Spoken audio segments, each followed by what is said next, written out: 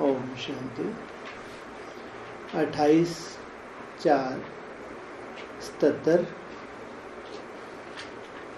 सदा सुहागिन की निशानियाँ।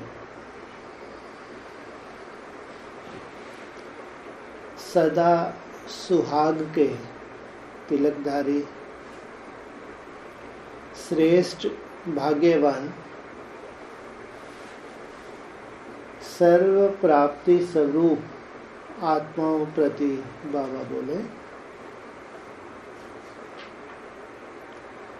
बाप दादा बच्चों के भाग्य और सुहाग को देख रहे हैं।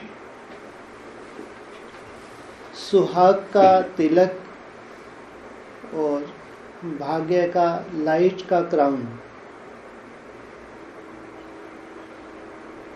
ताज और तिलकधारी अर्थात सुहाग्य और भाग्य वाले। सदा सुहाग की निशानी है अविनाशी स्मृति का तिलक।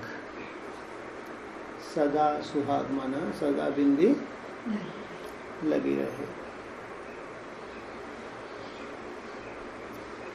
सदा भाग्य की निशानी है पवित्रता और बाप द्वारा सर्व प्राप्तियां अर्थात लाइट का क्राउन।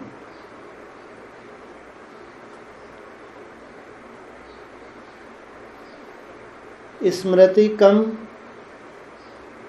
तो तिलक भी स्पष्ट चमकता हुआ दिखाई नहीं देगा।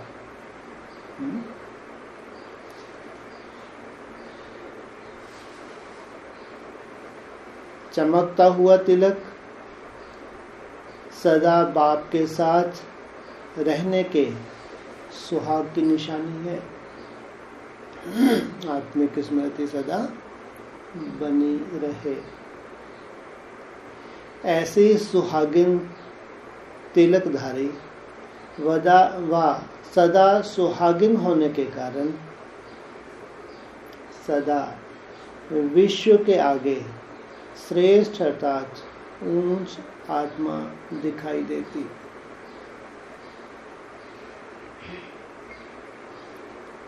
जैसे लौकिक रूप में भी सुहागिन को श्रेष्ठ नजर से देखते हैं और हर श्रेष्ठ कार्य में सुहागिन को ही आगे रखते हैं। अगर सुहाग गया तो संसार गया, ऐसे लौकिक में भी माना जाता है। इसी प्रकार अलौकिक जीवन में भी हर आत्मा एक साजन की सजनी है। साजन कौन? शिव बाबा अर्थात सुहागिन है। सदा अपने सुहाग के तिलक को देखते हो। मैं सदा सुहागिन हूँ अर्थात सदा आत्मिक स्मृति में रहने वाली,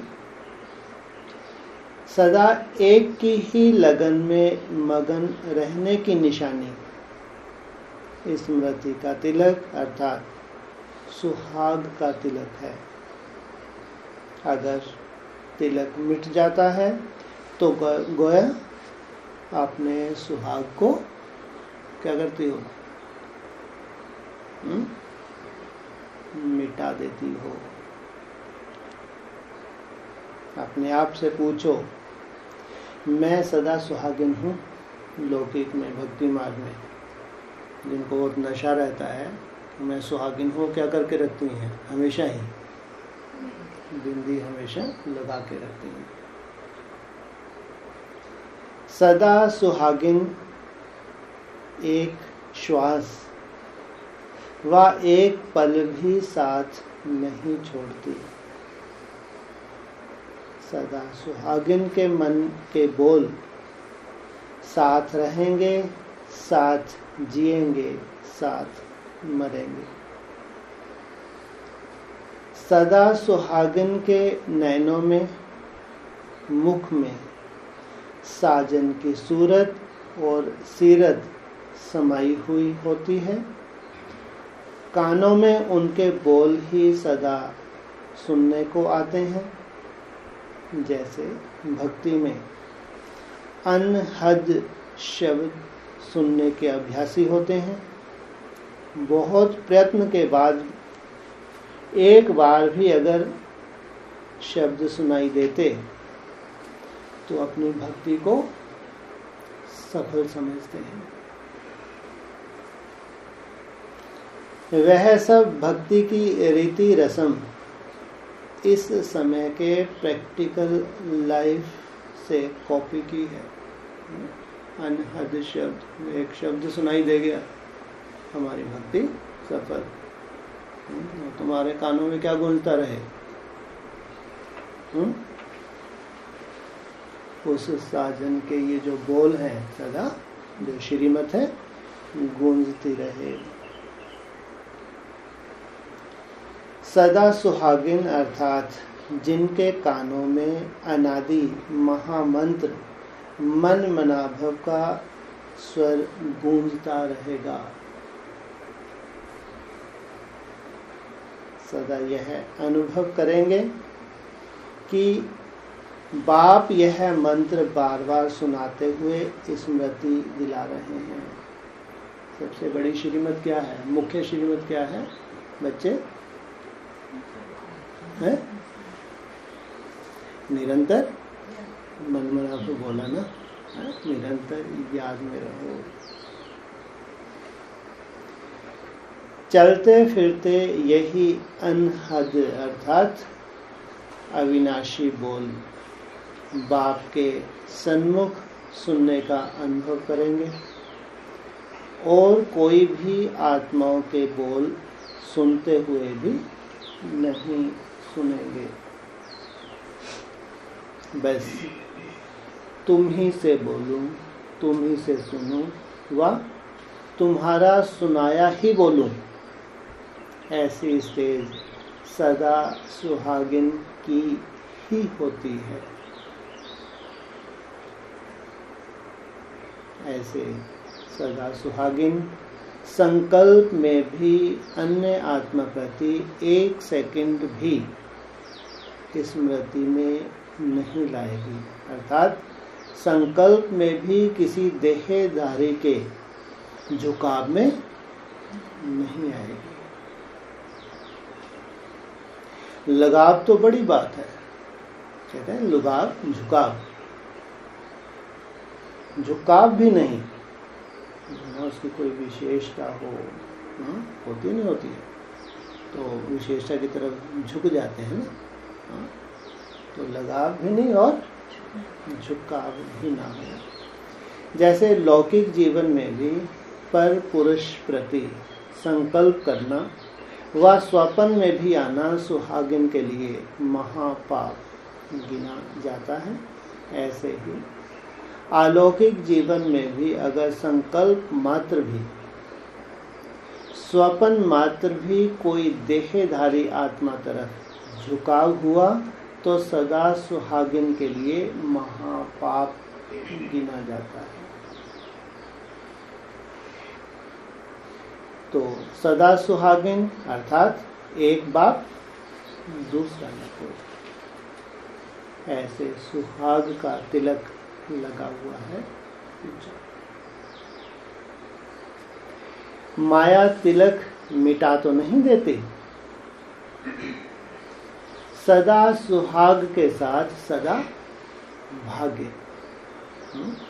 जितना ही सदा सुहागिन उतना ही क्या बताया था? भाग्य। सिर्फ सुहाग नहीं लेकिन भाग्य भी, अर्थात भाग्यवान हो। कितने जन्मों का भाग्य है? जन्म जन्मांतर।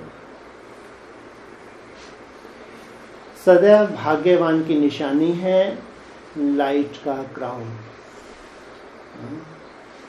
सुहाग अर्थात एक बाप दूसरा न कोई, तो उसकी प्राप्ति क्या बताई? लाइट का क्राउन, पवित्रता का क्राउन। जैसे लौकिक दुनिया में भाग्य की निशानी राज अर्थात राजाई होती है और राजाई की निशानी ताज होता है, ऐसे ईश्वरीय भाग्य की निशानी लाइट का क्राउन। कहते हैं बहुत बड़ा राजा है, महाराजा है, इतना बड़ा भाग्य है, या राजा के घर में जन्म लिया तो क्या होता है, इसका भाग्य। तो यहाँ भाग्य क्या मिल रहा है, कौन सा ताज, लाइट का ताज। उस ताज की प्राप्ति का आधार है प्योरिटी और सर्व प्राप्ति। संपूर्ण प्योरिटी अर्थात मनसा में भी किसी एक विकार का अंश भी ना हो, और सर्व प्राप्ति अर्थात ज्ञान, सर्व गुण और सर्व शक्तियों की प्राप्ति।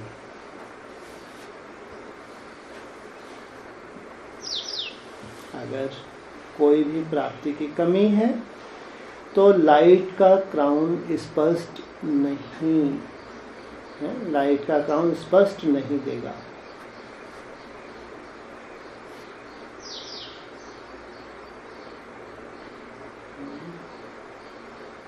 अगर कोई भी प्राप्ति की कमी है तो लाइट का क्राउन स्पष्ट दिखाई नहीं देगा। अपवित्रता और अप्राप्ति के बादलों में छिपा हुआ दिखाई देगा। स्वयं को सदा लाइट आत्मिक रूप अनुभव नहीं करेगा।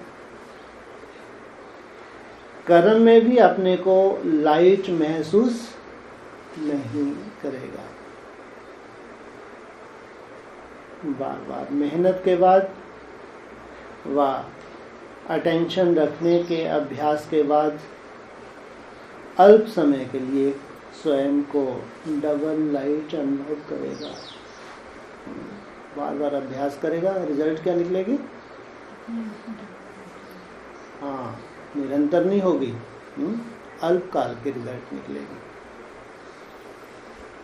जैसे ही सोचेगा मैं आत्मा लाइट हूं, तो आत्मा लाइट के बजाय शरीर अर्थात देह को अनुभव करेगा। भाग्य का आधार सर्व प्राप्तियां हैं। सर्व प्राप्तियों की निशानी है अविनाशी खुशी। सदा भाग्यवान सदा खुश होगा। भाग्य कम तो खुशी भी कम। खुशी कम अर्थात सदा भाग्यवान नहीं, समझा। सदा सुहागिन और सदा भागिन अर्थात भाग्यवान की निशानियां क्या हैं? अब तो सब बातें सामने रखते हुए स्वयं को चेक करो, मैं कौन हूं। अच्छा, सदा सुहाग के तिलकधारी श्रेष्ठ भाग्यवान, सदा प्राप्ति स्वरूप, सदा बाप के साथी श्रेष्ठ आत्माओं को बाप दादा की याद प्यार और नमस्ते। दीदी के साथ सदा ऐसे सदा सुहागिन और सदा भाग्यवान और संपूर्ण भाग्यवान कितने होंगे? किससे पूछ रहे हैं? दीदी से। दीदी का मालूम है हिस्ट्री? शादीशुदा थी या कुंवारी थी? शादीशुदा थी। क्या था ना, बाबा के बाद पूरी जिम्मेवारी किसको मिली थी? मनमोहन दीदी को, और प्रकाशमणि दादी को तो उसका एज ए सहयोगी बनाया था, असिस्टेंट बनाया था।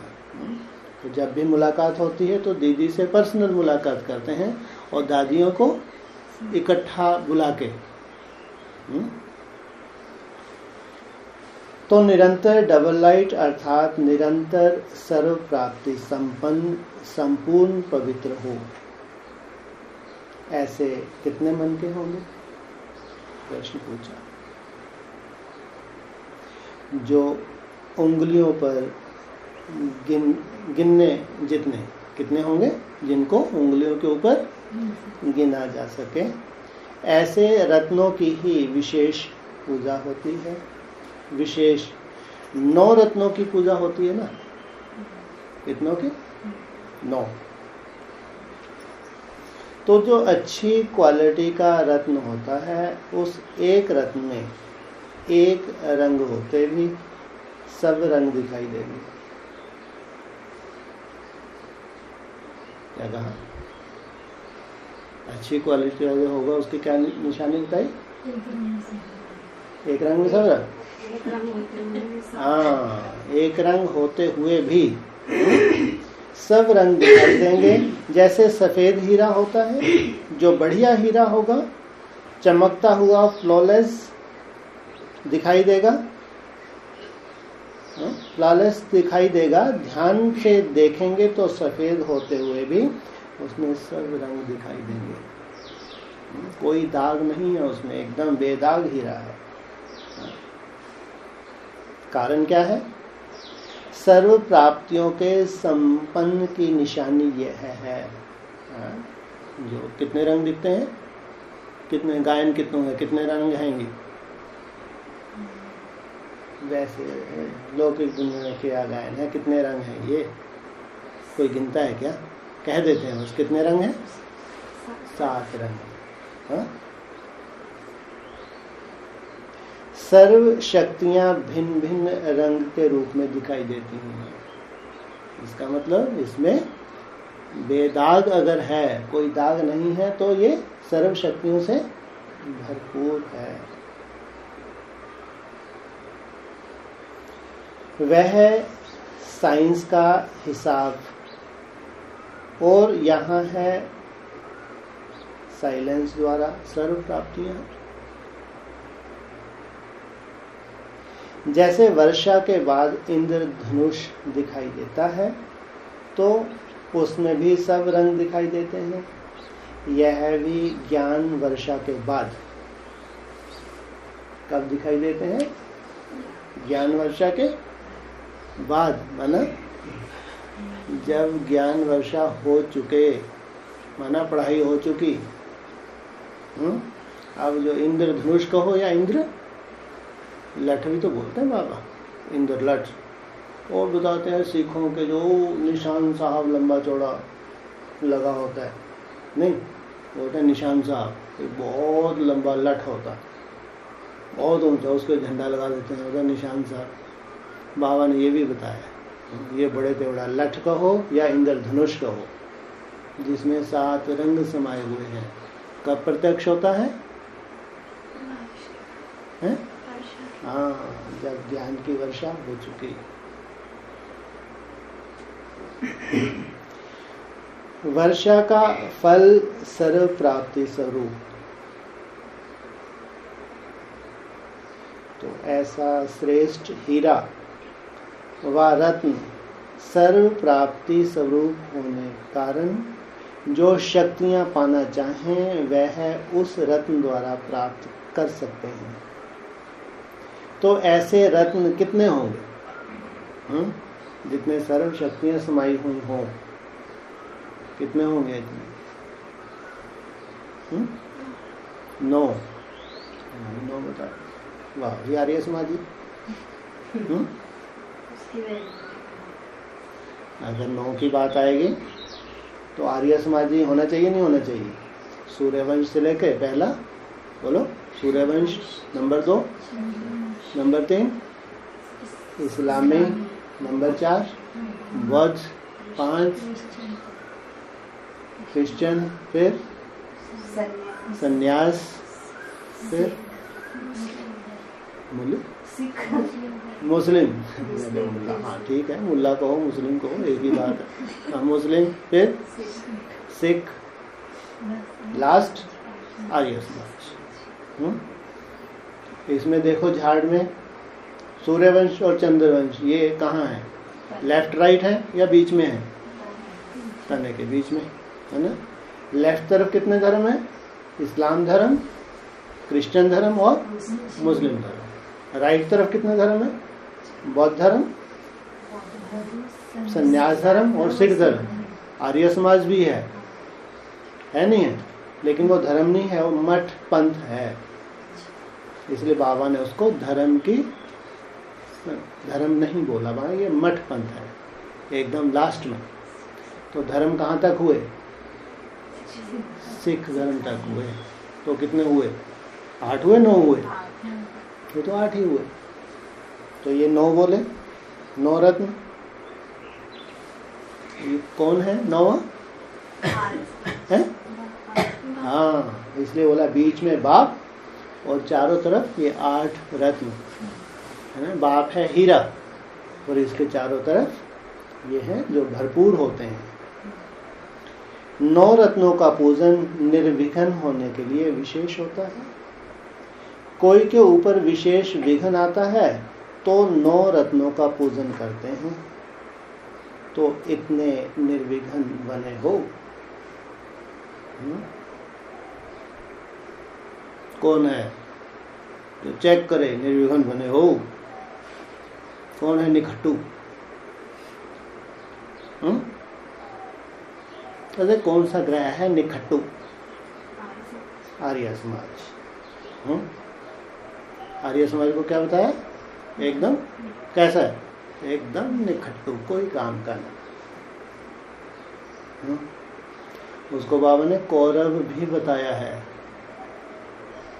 क्या बताया? हाँ, एक तरफ कौरव आर्य समाजी, दूसरी तरफ यदुवंशी यादव। यादव कौन कौन है? इस्लामी, क्रिश्चियन और मुस्लिम। ये है यादव जो बड़े बड़े बम तैयार करते हैं। मुरलियों में इनको यादव बताया है। ये इन्वेंशन करते हैं मूसलों की, मूसल अर्थात मिसाइल्स। और पांडव कितने हैं? 5। कौन कौन से? सूर्यवंश, चंद्रवंश, बौद्धि, सन्यासी और सिख। ये हैं कैटेगरीज। तो सबसे खतरनाक कौन से हुए? कौरव। और उनके साथी कौन बन जाते हैं? हाँ, यादव उनके साथी। वो बेचारे 5 पांडव, उनको दौड़ा दौड़ा के दौड़ा के ये नहीं कहना चाहिए पीटते हैं, दौड़ाते तो हैं। बाबा भी कहते हैं पांडव को क्या नहीं मिलता है? 3 पैर पृथ्वी के नहीं मिलते। दौड़ते रहते हैं बेचारे। फिर जब 3 पैर पृथ्वी के मिल जाते हैं, फिर ऐसा अंगद जैसा पांव जमा लेते हैं कि फिर ये सब भगते हैं। जब पांडवों का अंगद जैसे पांव जम जाता है तो फिर ये सब विदेशी भाग जाते हैं। तो बाबा कहते हैं हर रत्न संपन्न होता है, लेकिन फिर भी हर रत्न की मुख्य विशेषता अपनी होती है। इसलिए 9 रत्नों की इकट्ठी पूजा भी होती है और अलग अलग भी विशेष कोई विघ्न अर्थात कोई रत्न गाया हुआ होता है। मानो धन की समस्या व विघ्न है तो धन की प्राप्ति के लिए, विघ्नों को मिटाने के लिए विशेष रत्न भी होता है।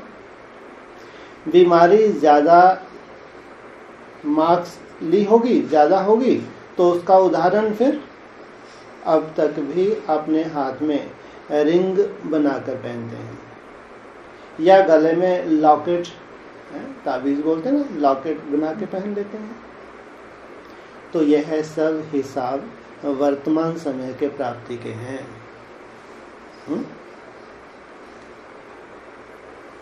तो ऐसे कितने होंगे? कैसे है? कैसे ऐसे सब ऐसे कितने होंगे? कैसे? माना जिनसे प्राप्तियां हों। गिनती करने में आते हैं, नाम बताने के नहीं, दिखाने के हैं। अगर अनाउंस भी करें और भविष्य में वह प्रसिद्ध भी होंगे लेकिन अभी संपूर्ण स्टेज पर ना देख करके क्वेश्चन करेंगे, यह है क्या, यह है कैसे, आपने तो बोल दिया ये है, ये है, देखो तो ये इनकी हालत, तो कोई मानेगा? भविष्य में तो उनको स्टेज पे आना है, लेकिन अभी अगर बाबा बोल दें तो कोई मानेगा? कोई नहीं मानेगा। इसलिए बाप भी बता नहीं सकते। बाबा जानते हैं, और जानते हैं और पहचानते हैं, लेकिन अभी बता नहीं सकते। यह इस गिनती में है, यह हो सकता है, बताने की बात नहीं है। अब एक का भी नाम बतावें तो देखना कितने क्वेश्चन उठते हैं। अगर उसमें विशेषताएं हो भी तो भी कोई ना कोई कमजोरी ढूंढ ही लेंगे। इसमें क्या है, हमारे में क्या नहीं? इनका अपने नाम अनाउंस कर दिया कि ये फलाने फलाने देव हैं, हमारे में क्या नहीं? हम भी तो मेहनत कर रहे हैं। इसमें तो यह है, कई क्वेश्चन में समय व्यर्थ गवाए, यह भी बाप नहीं चाहते। किसी का समय व्यर्थ जाए बाबा इसलिए अनाउंस नहीं करता। बाकी कल्प के प्रसिद्ध हुए रत्न कल्प पहले मुआफिक प्रसिद्ध जरूर होंगे, उनकी प्रत्यक्षता तो कोई रोक नहीं सकता। आजकल नाम नहीं काम चाहते हैं। ब्राह्मण भी क्या चाहते हैं? हमके उन्हें थोबड़े नहीं चाहिए, थोबड़े चाहिए। इनके थोबड़े देख के क्या करेंगे? ये कुछ नया करके दिखाएं, जो किसी ने ना किया हो वैसा कुछ नज़ारा दिखाएं। नज़ारा माना प्रैक्टिकल, सिद्धि स्वरूप होने चाहिए। इनके जीवन में प्रैक्टिकल योग सिद्ध हुआ होना चाहिए। अभी तो हरेक के अंदर यह लक्ष्य है कि मैं ही अपने को क्यों नहीं इतना आगे बढ़ाकर योग्य बनाऊं, है नहीं है? होना भी चाहिए। अच्छा, विशेष जो मेले की सेवा पर उपस्थित हैं उन्हों को याद देना। अच्छा जी, क्योंकि यह सेवा द्वारा बाप से मिलना ही है। क्या मेले में जो सेवा होगी तो आगे चल के क्या होगा? बाप से मिलना ही है। योग युक्त हो सुना है, इसलिए बाप दादा सेवाधारियों को सदा सन्मुख ही देखते हैं। ऐसे सेवाधारी कभी भी अपने को दूर नहीं समझेंगे, बाप से दूर होते हुए भी बाप के करीब समझेंगे, सन्मुख ही समझेंगे। अच्छा, दादियों के साथ मुलाकात, देखो दीदी के साथ पर्सनल, और अभी दादियों के साथ दूर दूर से अपने जन्मभूमि पर आए हैं। ब्राह्मणों की जन्मभूमि मधुवन है, ऐसे समझते हो कि अपनी जन्मभूमि पर आए हैं। जन्मभूमि का बहुत महत्व रखते हैं, और यह फिर अलौकिक जन्मभूमि है। एक होती है लौकिक, जहाँ आपका लौकिक जन्म होता है। इस अलौकिक जन्मभूमि पर आने से ही लौकिकपन स्वतः ही भूल जाता है, क्योंकि जैसी धरनी वैसी करनी, यह गायन है। जैसा संग वैसा रंग, जैसा अन्न वैसा मन गाया हुआ है। वैसे ही जैसी धरनी वैसी करनी। अगर कोई तमोगुनी धरनी है तो करनी भी ऐसी ही हो जाती है। धरनी का प्रभाव कर्म और संस्कार पर पड़ जाता है। जैसे मंदिर में जाते हैं तो भूमि का भी प्रभाव होता है ना। अगर मंदिर की भूमि पर किसी बुरा संकल्प आवे, भूमि पर बुरा संकल्प आवे, तो वह अपने को बहुत पापी समझेगा। कहाँ पे? मंदिर में जाए। वैसे अगर बुरा संकल्प आता है तो बुरा समझते तो यह है अलौकिक भूमि। अलौकिकता स्मृति में भी नहीं, लौकिकता स्मृति में भी नहीं आएगी। निरंतर कर्मयोगी हो जाएंगे। इसलिए बाप दादा सदैव कहते हैं कि कहाँ भी रहते हो लेकिन अपने को सदा परम धाम निवासी व मधुवन निवासी समझो। निराकार स्थिति के हिसाब से परम धाम निवासी, साकार स्थिति के हिसाब से मधुवन निवासी। मधुवन कहने से ही वैराग्य वृत्ति और मधुरता दोनों ही आ जाती है। स्थिति में बेहद की वैराग्य वृत्ति और संपर्क में मधुरता दोनों ही चाहिए। स्थान है, स्थिति का कनेक्शन है। सभी बेहद के वैरागी बने हो कि कभी कभी लगाव है।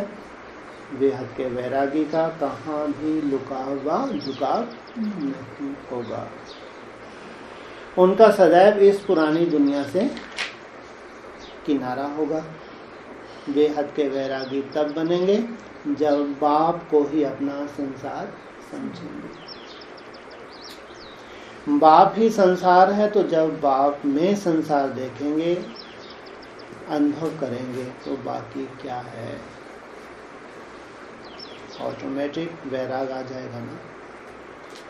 बाप ही मेरा संसार है तो हम संसार में ही रहेंगे, दूसरे में जाएंगे ही नहीं तो किनारा हो जाएगा। संसार में व्यक्ति व वैभव सब आ जाता है तो बाप को ही अपना संसार बनाया है कि आगे कोई संसार है, कोई संबंध व कोई संपत्ति है क्या। बाप की संपत्ति सो अपनी संपत्ति। तो इसी स्मृति में रहने से ऑटोमेटिकली बेहद के वैरागी हो जाएंगे। कोई को देखते हुए भी नहीं देखेंगे, दिखाई ही नहीं देखेंगे, दिखाई ही नहीं देंगे, दिखाई ही नहीं देगा। अच्छा, स्मृति में रहने से समर्थी आती है। अगर समर्थी होगी तो कोई भी परिस्थिति स्वस्थिति को डगमग नहीं करेगी। परीक्षाओं को एक खेल समझकर चलेंगे।